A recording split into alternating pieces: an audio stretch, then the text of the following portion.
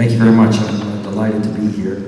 The first thing I want to point out, since my good friend Syed Mohammed Saeed has probably already tweeted that I'm here with sports shoes on and no socks, that's who I am. Okay.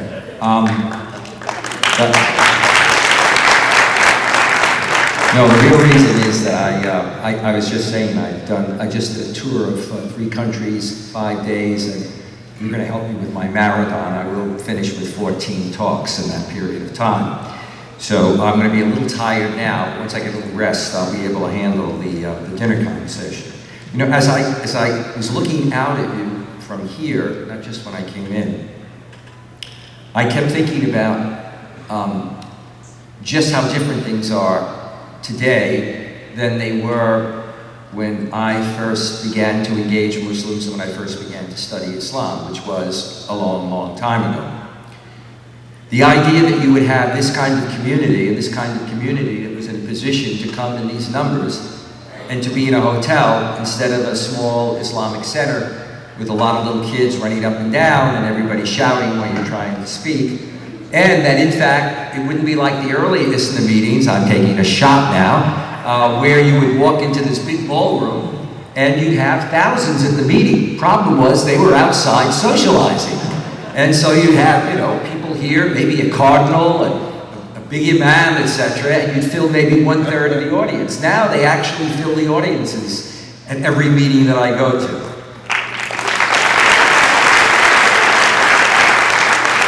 But more importantly, substantively, is that increasingly when you go to meetings, you really have the Muslim community there. Not like the old days, where the Muslim community wasn't just Sunni and Shia, the Muslim community depended in a city on what ethnic background you had, what national background. You could go to cities where there were more mosques than there were Muslims, because we had to have a Kuwaiti mosque, a Pakistani mosque, a Turkish mosque. And if you asked who the imam was, nobody knew who the imam was in the other place. All of that is in a process. It's not there, but it's in a process of transformation, and that's important. Just as it's in a process of transformation when one sees the kinds of activities that Muslims are involved with today. I listened to your earlier keynote speaker and the terrific work that he's doing with the Salvation Army, but with so many people, working with Muslim communities, working with non-Muslim communities. Again, not like the old days, when the whole question was, you know, you just stay within not just people of your own faith, but people who are in that part of the faith that you belong to. Now, this is true for all faiths. When I came to America, sorry, when my parents came to America, but when I wanted to be a Boy Scout, the big issue, and I was telling the story actually to members of the European Union and some of the parliamentarians, and I could tell that it was like they were looking at this strange foreign ethnic. I commented that for me to be a Boy Scout was an issue. We had an Italian Catholic scoutmaster, so that was perfect. We were among those who belong to the one true faith, the one true ethnic group, and we're the ones that are going to heaven. We may allow some other people in, but we're going to be the people, okay? But we were going to meet in the Methodist church, not in the church in the basement. That was the issue. For Catholics in those days, not only could you marry somebody in another faith, you couldn't go to a wedding in that church unless you got permission for it. So then you might say, but why in the basement? Why is that a problem? Because if it's in the basement of a Methodist church, who might be in the troop with you? My God, they're going to be Methodists. And what will that mean in terms of preserving your faith, you know, and the interaction, etc.? Even when we started our own universities and schools, when we went to university, we were sure to set up, you know, a Catholic center, a Jewish center, which is all nice, but often in those days, it wasn't as if there was any cross-fertilization. The whole purpose of that center was to make sure that you weren't drawn in. All of that, thank God, is changing. So when we think about the engagement today, and the cooperation, the collaboration, and what we need, let's realize that we are down that road, but we have a lot farther to go. So when we talk about interfaith, it's the kind of interfaith that again was brought up in an earlier talk. But in the old days, interfaith meant, should I get involved? Why do I need to talk to somebody in another religion? A, I know I have the truth, and therefore they're probably going to try to convert me. But even when we moved on that and were successful, it was basically talking heads. You know, religious folk talking to religious folk, with maybe a few lay people involved. It wasn't the notion that interfaith is about not only dialogue, talking to each other, it's about working with each other. It's about action. It's about getting involved in the community on community projects. It's about being concerned about the poor, about having shelters and working together to have those shelters, providing food. It's about clinics, as was said earlier, and not, clinics where we've got doctors of one faith helping only a person outside, so that in fact, in the old days, you would have had something that might say, Catholic clinic, or if it didn't, it would say St. Barnabas Clinic. Well, you knew that was Christian, etc. But you also knew in the old days, unlike today, if you went to a St. Barnabas Clinic, in the old days, people would naturally feel, well, that's for Catholics. That sense of divisiveness. Today we see projects where you have young people of different faiths working together in the inner city. Not only meeting and talking together and socializing, which is part of it, but working on projects. We bring religious leaders together, and hopefully they then not only make statements. I think statements by religious leaders are fine, but at the end of the day, they get archived. Plus, what religious leader, just like what non-religious leader, is going to get up and not say really good things? The question is, how do you implement it? If you are a major religious leader, a major rabbi, a major imam, a grand mufti, a cardinal, a bishop, are you after it going to make sure that you then take those values and even that example you gave and implement it within your church, training the next generation of religious leaders so that they, when they're in the mosque, the churches who are training the next generation, that they have that interfaith perspective, and not only the interfaith perspective that says love of God and love of neighbor, but demonstrates it. Because we all know the dirty little secret is who is the neighbor. You see, with Common Word, which I was associated with, we talked about how Christians and Muslims, however different some of their faith aspects are, share a lot in common, as well as we have common concerns about this world that we live in. And we said the basis was love of God and love of neighbor. Well, that's not really true, right? I mean, the fact is, in the old days, the question was who is the neighbor? And the neighbor is, it's people who are like me, not like somebody else. It's not the kuffar, and kuffar is not just a term used in Islam. It's used in lots of faiths. And it's also not even within our own faith saying, it's our little segment. It's Catholics versus Unitarians or Methodists or, Sunni Shia or ultra-Orthodox Jews versus Reformed Jews. I mean, for example, in Israel, you cannot get married before a Reformed Jew. The marriage wouldn't be recognized. So those kinds of things carry over. It's moving beyond those kinds of lines. And today we see these relationships. We see them nationally, we see them internationally, we see them in local communities. We see them with major organizations, and I'm not going to mention all of them, and in fact, I'd like to avoid them, but at least I can say that the complexion of ISNA, ICNA, MPAC, HERE, etc., has changed remarkably compared to what that complexion would have been before. That's where we need to be. Where we need to be is that when somebody says somebody is poor and we need to help them, we don't think about what their faith is. Or we don't think about, oh yes, we need to do that, and so we'll do something for our community. Because when you do that, you're not only doing the right thing, but I remember talking to one of my friends at ICNA, and in Texas and other places, Muslim organizations have problems. I've given fundraisers there, did one with Siraj Wahaj. We had FBI, helicopters, etc. It was like something out of a movie. Lots of security, bodyguards, the whole thing. Walk into a room, they sweep it. There's a little bit of excitement to that. You feel pretty important. So the next time I come, I'd like to have a little sweep of the place and then have bodyguards walk me to the stage.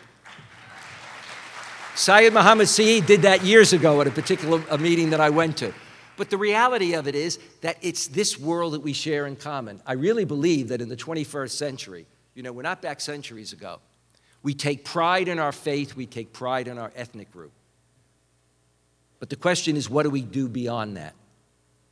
If I say, do justice, love kindness, and walk humbly with your God, you could easily attribute that to the Prophet Muhammad. You could easily attribute that to Jesus and the Jesus as Christians understand him, okay? Which is not necessarily different from the way Muslims do. But in other words, if I put that out, it would be like a little test where you could put out a scriptural quote and then say to an audience, who said it? And you can pretty much bet, if it sounds like something that's right and just, the natural thing would be to say, the prophet said it, you know? And Christians would say, Jesus said it, you know? I mean, it would be a natural thing. That's what we have to remember amidst the differences that we have. It has to be that way because your community would only be fully accepted when everybody else realizes that they came over.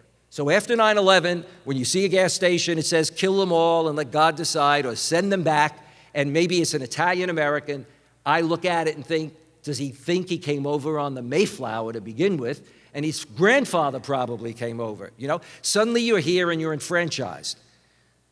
And when you know you arrive, and I know many who would say this, when you really become part of the American mosaic, and many of you were there, it's when, as some of you who I know in the audience, you can say, gee, I think about my best friends and they belong to a number of faiths, and I'm not even really sort of aware of that. You know, I'm not thinking in those categories. It's when today we can say we have clinics that are run by physicians, we have Muslim advocates, but it's not just Muslim advocates. Some of their best lawyers are Jews and Christians, and some of their best supporters, even though it's called Muslim advocates. People like Linda Marino, a friend of mine, Nancy, who's a major civil rights person who works on the civil liberties of Muslims, handles Guantanamo cases, and handles an awful lot of other cases. These are people who basically give up the kind of money they could be making, and they do a lot of their work for minimal scale or pro bono. Some of them work with others in a firm where they work more with commercial contracts. So it's realizing that kind of world in which we live. It's when you have movies that are put out by UPF, I often say UPS, which will upset Michael Wolff, but movies by UPF, but they are promoted across the country and at universities by professors who are not Muslim, who bring together these groups. It's when UPF now does something on the Sultan and Francis, St. Francis, and I was a Franciscan many years ago, long time ago. I've been married 50 years, so you can just imagine that. I'm actually one of the original Sahaba. I'm beginning to come out of the closet and say that. I never thought about age till about 6 years ago when I turned 70, and I thought, 70.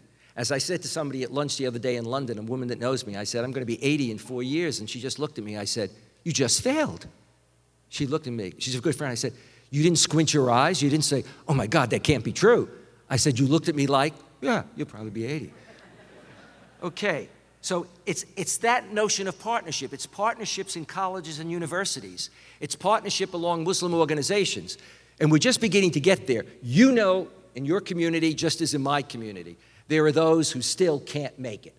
So when you're in a university, the question is, what's your MSA like? It's like, what year is this? You know, are they open? Do they reach out to people of other faith? Do they reach out to others?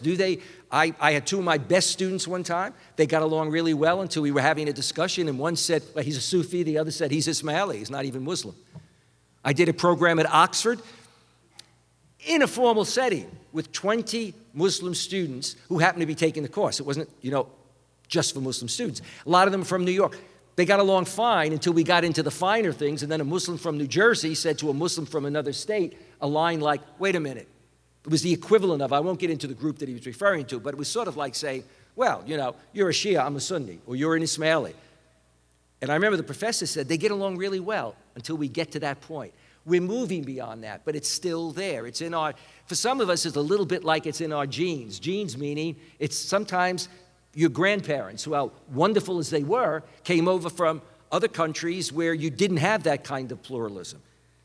But when we move beyond that, then we can have the kind of partnerships that we need. Because when we have partnerships, we're far more effective, whether it's educational projects, media projects, fighting Islamophobia projects, poverty projects, how much more powerful we are in terms of the numbers we can attract, the funding we can attract, etc. I've got to come to a close, but let me end with two things. I used to use this line years ago. When I first used it, a lot of my Muslim friends used to get upset. One of the good things is that some, and many Muslims more and more, are learning how to reach for their wallet.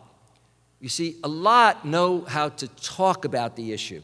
And we used to go to meetings and sweat over Palestine. Remember, you'd go and, oh my God, what's happening? And oh, and even America, it's policy. And then the men, of course, and then a woman would stick her head in and say, it's dinner time. So we stop talking, we go have dinner, we come back, and then we do the wrap-up. Oh my God, where are we gonna go? And then everybody leaves, and you wanna say, but it's a fundraiser. Just because you're sitting doesn't mean you can't reach your wallet. And I remember asking my friend after it, because I was the main fundraiser, so how much did you raise? He said, well, it wasn't a good night, but they showed up with Mercedes, Lexus, because I complimented them on it before the talk to make a point. We're moving beyond that, but nowhere near it. You're a community that's arrived. Well, damn it, if you want to celebrate, this is pretty clean for me, by the way, because I don't know your community that well. When I get to know you better, it'll be even more provocative. But the reality of it is, if you've arrived, then what are you doing? You're finally getting around. We created our center with funding primarily from a group led by by a Christian. Thank God he had other Muslims. But I'd have Muslims come to me and say, you need another chair. See your president. I'd say, oh, I get it. I go to the president again and say, we need another chair in the Center of Muslim-Christian Understanding, and we want you to go to Christian donors. Because we do at times. But the point is, on a lot of these projects, again, getting back to the social projects, we have a number of them referred to today. Think about how many more we would have if more of us put our bodies out there, but also if more of us who had money put the money out there. And for those with money, some of them who don't want to come here because you're not going to get a great photo op. It's more of a photo op if you're with Hillary Clinton. I suggest Bernie Sanders, but we don't want to go there. The final thing is the question of alternative narratives, okay? Today, I saw and heard alternative narratives. The previous speaker, the speaker who talked about projects here in the States and overseas, those are the alternative narratives. But the problem we have, even with the internet, and we've created if you go to bridge.georgetown.edu, it's a project called The Bridge, Protecting Pluralism, Ending Islamophobia. Our challenge on that is not just to put out the usual stuff that you see. It's also to have the alternative, and the alternative narrative is not people who say nice things. It's actually having real people's stories or video interviews with real people who do things that are, if you will, the kind of thing that people of all faiths and no faith will look and say, I can identify with that. I think that's where we're going as we go down the line.